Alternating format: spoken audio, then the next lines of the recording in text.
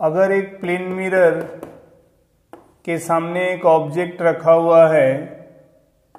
ये एक ऑब्जेक्ट है placed in front of the plane mirror, मान लो 4 सेंटीमीटर इसका डिस्टेंस है,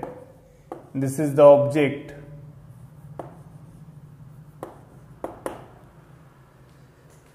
अगर इस अरेंजमेंट को object, plane mirror as well as the distance, जो ऑब्जेक्ट 4 सेंटीमीटर में है in front of the plane mirror in air medium, अगर हम इसी अरेंजमेंट को पानी में डुबो देंगे, if we immerse this object and the mirror keeping the same distance of 4 centimetre, will there be any change in image distance when it is immersed in water? अगर object हमारा प्लेन मिरर के सामने 4 centimetre पर रखा हुआ है इन air medium, तो हमको पता है कि इमेज जो है वो 4 सेंटीमीटर बिहाइंड द मिरर बनेगा। और अब अगर मैं इस ऑब्जेक्ट को अलॉन्ग विद द मिरर, ये एंटायर अरेंजमेंट को पानी में इमर्स कर देंगे, जहाँ की पानी का रिफ्रैक्टिव इंडेक्स एयर से डिफरेंट है, तो हमारा इमेज डिस्टेंस में क्या चेंजेस आएगा, provided we maintain the same object distance between object and mirror.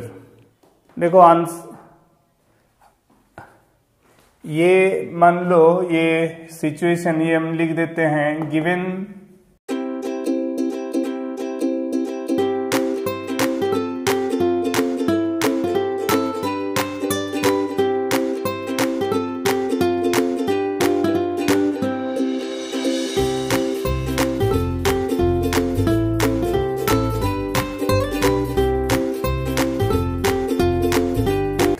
और मिरर का दिया हुआ है कि गिवन है कि object is placed 4 centimetre in front of the mirror, plane mirror, ठीक है। तो इसका हमको पता है कि कहाँ इमेज बनेगा, ठीक है। इसको पानी में डुबाएंगे तो पूरा का पूरा ऑब्जेक्ट टू मिरर, ये पूरा इतना डिस्टेंस 4 सेंटीमीटर का डिस्टेंस अगर एक ही ऑप्टिकल मीडियम से भरा होगा, चाहे वो एयर हो, वाटर हो या दूसरा कोई मीडियम, तब इमेज डिस्टेंस में कोई अंतर नहीं आएगा। आर यू गेटिंग मी और नॉट? अगर ऑब्जेक्ट और मिरर के बीच में, ऑब्जेक्ट और मिरर के बीच में हम लोग एक ही मीडियम रखेंगे, then there will be no change in path propagation. मतलब कहने का मतलब है, अगर ये एयर में लाइट रे ट्रेवल कर रहा है object to mirror straight way undeviatedly, और अगर यही ऑब्जेक्ट और मिरर के बीच में जो स्पेस है, ऑब्जेक्ट और मिरर का बीच का जो स्पेस है, ये अगर मैं इतना, एटलीस्ट इतना पानी से भर देता हूं, ठीक है, एक ही ऑप्टिकल मीडियम होना चाहिए, चाहे वो एयर हो, वाटर हो, यानी कि ऑब्जेक्ट से जो लाइट रे ट्रेवल करके मिरर पे जाएगा,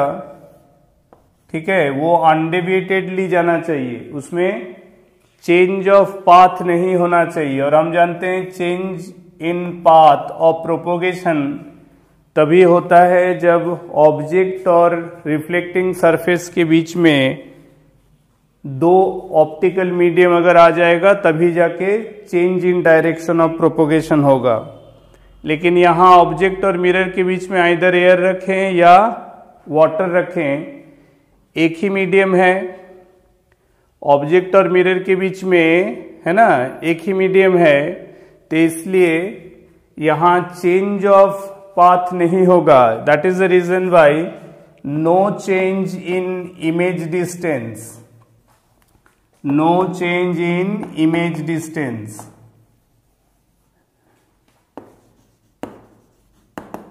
हाँ, अगर मान लो मैं ऑब्जेक्ट और मिरर के सरफेस के बीच में 2 अलग अलग ऑप्टिकल मीडियम रख देता, यानी कि अगर सिचुएशन ऐसे होता है कि ये ऑब्जेक्ट था, ये मिरर, और मैं पूरा का पूरा जो 4 सेंटीमीटर उस 4 सेंटीमीटर का मान लो इतना पार्ट अगर मैं लिक्विड में या वाटर में इंसर्ट कर दिया, पूरा इंसर्ट नहीं किया, तब ऑब्वियस है कि लाइट का ऑब्जेक्ट से मिरर तक जाने में उसका पाथ चेंज होगा, डायरेक्शन चेंज होगा, and that will take place due to refraction. उसको हम लोग बाद में पढ़ेंगे, लेकिन फिलहाल समझने के लिए बता देते हैं कि ऑब्जेक्ट और reflecting surface not only in plane mirror, चाहे यही चीज हम कॉनकेव मिरर के किसी केस में रिपीट करेंगे या कॉन्वेक्स मिरर के किसी केस में रिपीट करेंगे, कि ऑब्जेक्ट से रिफ्लेक्टिंग सरफेस तक का बीच का जो डिस्टेंस है, ठीक है, वो डिस्टेंस को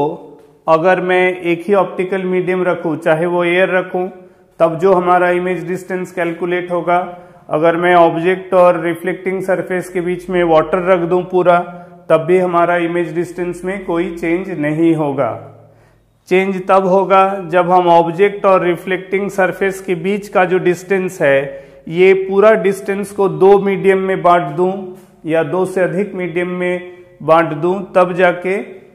डिफरेंस क्रिएट होगा। Are you getting my point? समझ में आ रहा है सबको?